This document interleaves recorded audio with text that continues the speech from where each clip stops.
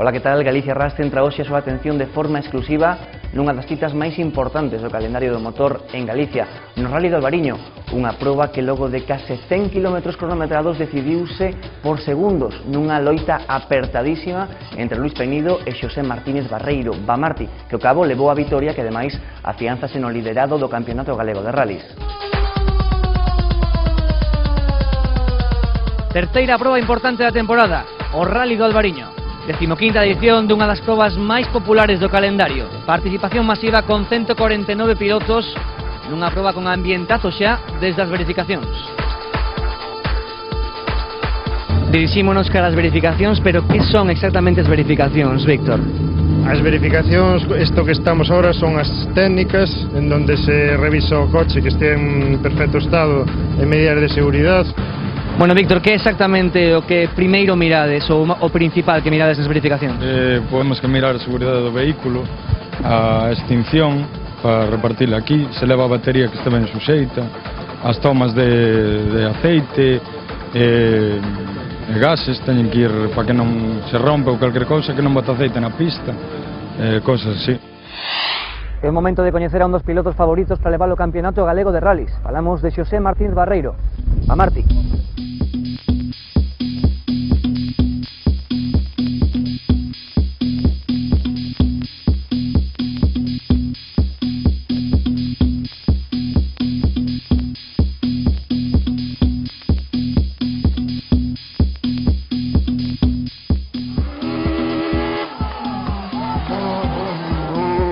Hombre, os rallies son sempre complicados, o que pasa que eu creo que neste rally, que é un rally con moito kilometraxe, pois posiblemente que a clave estea en manter un pouquiño o ritmo da carreira alto, non cometer ningún error e estar despois ao final disposto nos tempos para poder pelear pola vitoria.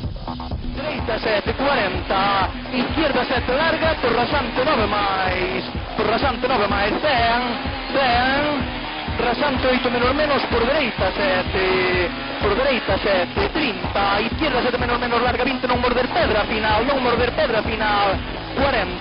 dereita 8 menos, 40, rasante 9 menos. 300 cabalos que ten, un coche que, bueno, estaba evolucionado para correr no Mundial e ganaba ya os coches do Mundial no ano pues, 95, por exemplo, 98, cando o asfalto estaba seco. Entonces, pois, efectivamente, é un coche que vai moi rápido co asfalto. Hombre, de entrada, pois parece que me interesaría máis, quizá, conservar un posto alto, non? Estar peleando sin arriscar moito. O que pasa que, bueno, este rally é un rally que nos gusta e supóñome que vamos a intentar pelear pola vitoria.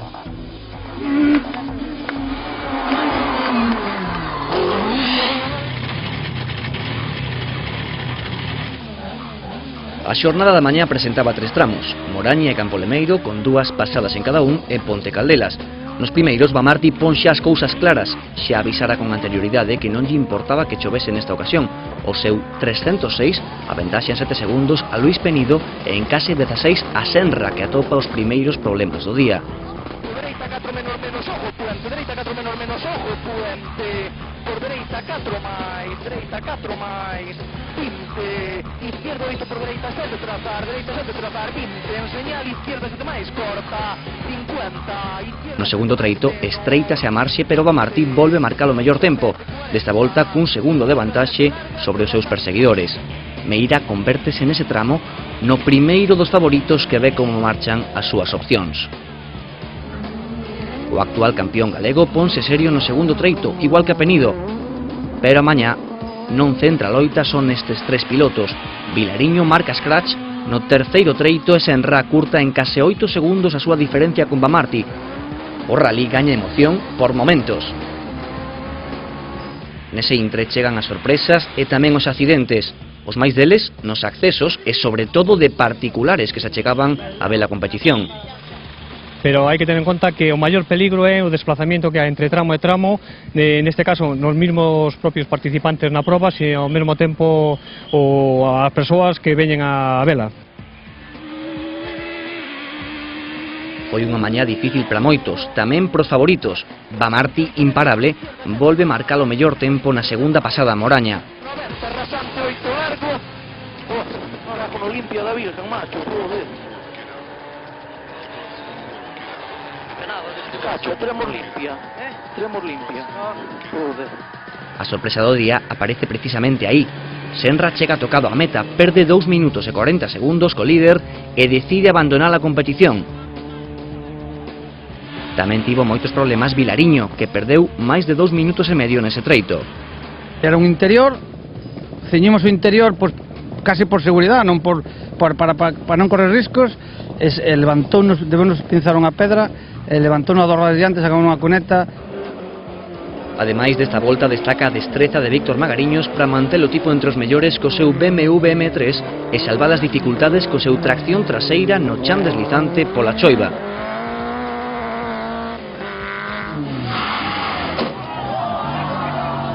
A mañá deixou ademais varias saídas para algúns pilotos e un susto. O accidente que viviron Pablo Pazó e Juanjo Figueroa no seu saxo nun día no que estaban a completar unha gran actuación. Afortunadamente, os dous só sufriron feridas leves.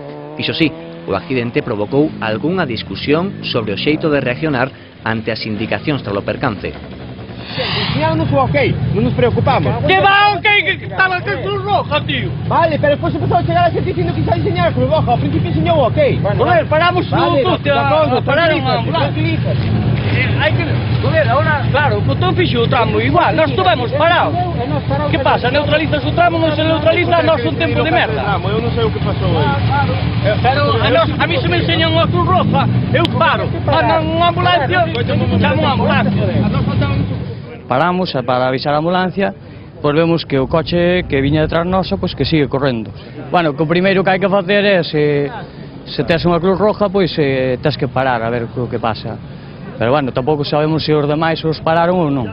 A non nos pararon para que chamaran unha ambulancia, paramos no cruce, claro, nos aí perdemos un montón de tempo que cheguei un pouco alterado, bueno, por as circunstancias, eran conocidos a parte, e bueno, é nada máis que eso. Eu quería saber cales eran as claves para coller un volante de competición. É que o volante collese pois, nesta posición para ir en zonas retas e se vamos a coller unha curva á dereita, que é unha curva de moita velocidade, esta man izquierda é a que leva o volante para arriba e a outra apoia, porque é máis fácil de coller a curva, e se a mesma curva á dereita fora unha curva lenta, pois a man que manda que colla a curva, en vez de ser esta, sería a outra. Collemos o volante e tiramos fuerte polo volante para baixo. O primeiro treito da tarde comeza con sorpresa. Víctor Magariños marca o mellor tempo nunha das zonas máis espectaculares do rally, a Escusa.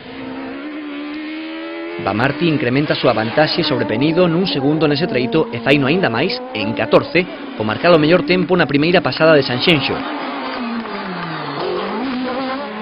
Javier Martínez Carracedo abraia ao público marcando o terceiro tempo co seu Renault 5 GT.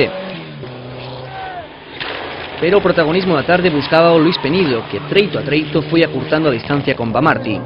Penido, cun Mitsubishi Lancer que andou mellor que nunca, converteuse sen dúbida no gran animador da proba, logo dos abandonos de Senra e de Meira. Penido fixo scratch en 3 dos 6 treitos da tarde. Por detrás apareceron os problemas para dous dos pilotos máis ovacionados polo público.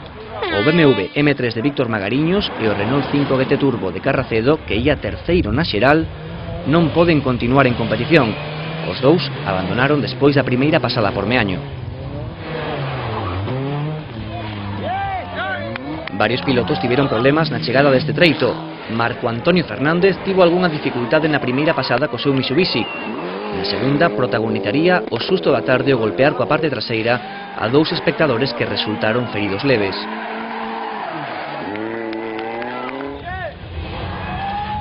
Javier Paz e Chelis Gómez aproveitaron estes abandonos para ascender na clasificación e confirmar así a súa boa actuación. Vilariño buscou ata o último momento compensar o erro da mañá loitando pola terceira praza, algo que ao cabo non conseguiría. Pero o interese central do rally enfocouse na loita apertadísima de Bamarti con Penido. Na saída do último treito a diferencia entre os dous era de tan só 5 segundos. Penido tivo problemas co cambio e non puido superar a Bamarti nese treito. Entre os dous non houbo ningún só segundo de diferencia. Na xeral do rally, logo de case 100 km cronometrados, a vantaxe de Bamarti sobre Penido foi de menos de 5 segundos. Bamarti tiña pendente a celebración deste rally dende había xa varias edicións. Seguramente, o festexo co seu equipo, antes de entrar en parque pechado, foi o máis emotivo da tarde para el. Venga aí. E se non temos ningún percance, pois casi sumando, puntuando, pois podremos conseguir o campeonato, se Dios quere, pero bueno, os rallies son complicados, se cadra no próximo rally de Narón, que é un coeficiente 8, pois ten calquera problema o coche queda estirado, pero non vamos a baixar a guardia, vamos a seguir correndo como corrimos hoxe aquí. Disfrutamos moito porque o rally xogouse hasta o último metro, como se suele decir.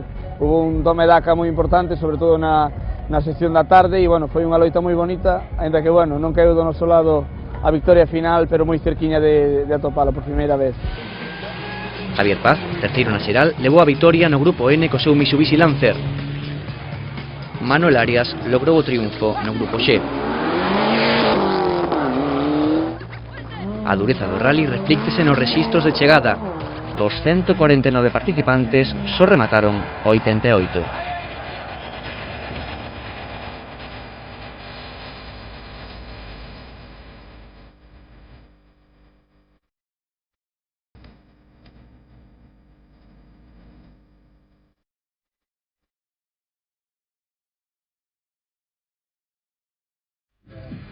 Un dos motivos que move máis a afección nestes rallies son os grupos e as fórmulas de promoción. Pero que son exactamente os grupos e as fórmulas de promoción, presidente? Bueno, a fórmula de promoción é que baseamos nós o noso deporte para promocionar aos pilotos noveis que empezan no automobilismo. Ben, pois imos ver exactamente que aconteceu neste rally de Albariño, nestes grupos e nestas fórmulas de promoción. O mellor junior da Copa RAC nas últimas probas fai os deberes e domina tamén ante os maiores na súa Copa. Víctor Senra superou co seu C2 GT as dificultades dos treitos da mañá e colleu o liderado antes do parón do mediodía. Nos treitos da tarde foi quen de manter a súa vantaxe e non ofreceu opcións aos seus rivais. Senra completou unha gran actuación gañando a RAC e situándose sétimo na clasificación xeral a 6 minutos e 23 segundos do gañador, de Bamarti. Pero bueno, no primeiro tramo xa nos puxamos primeiros e desde o primeiro tramo hasta o final. Levamos un ritmo alto, que era moi complicado os tramos, moi complicado de salirse, e bueno, aguantámonos, e moi ben.